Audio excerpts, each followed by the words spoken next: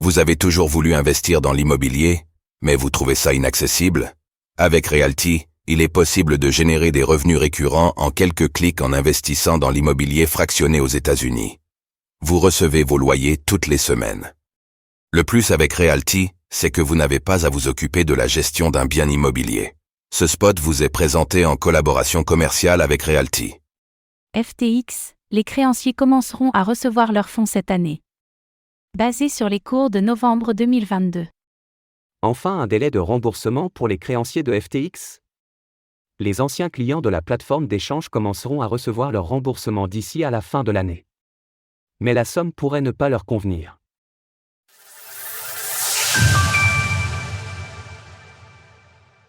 Les créanciers de FTX seront remboursés à partir de cette année. Cela fait déjà près de 2 ans et demi que la plateforme FTX s'est effondrée. Depuis, les gestionnaires en charge de la faillite ont fait la chasse aux milliards, afin de sécuriser des fonds et rembourser les clients lésés. Les liquidateurs ont tenu une réunion en milieu de mois dernier, dont on vient de connaître les détails, et il semblerait qu'une date ait été fixée pour les remboursements. Pour rappel, la liquidation des actifs de FTX est gérée en parallèle par les États-Unis, via le processus de faillite, Chapter 11, ainsi que par les Bahamas, qui est le lieu où avait été établi FTX Digital. Ces deux entités ont donc accepté de commencer à rembourser les créanciers de la plateforme d'ici à la fin de l'année 2024. La plateforme de réclamation a été ouverte en mars 2024, et le délai pour faire la demande de remboursement vient d'être repoussé à juin prochain. Sont concernés tous les clients qui avaient un compte sur FTX, avec des actifs qui leur sont dus par FTX. Les clients remboursés en équivalent des cours de 2022. La question était jusque-là posée, les clients retrouveraient-ils leur crypto-monnaie, ou bien un équivalent en dollars?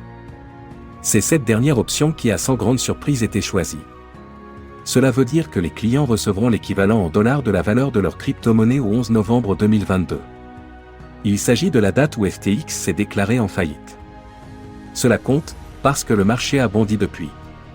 Pour comparaison, le cours du Bitcoin s'élevait à 17 500 $ le 11 novembre 2022.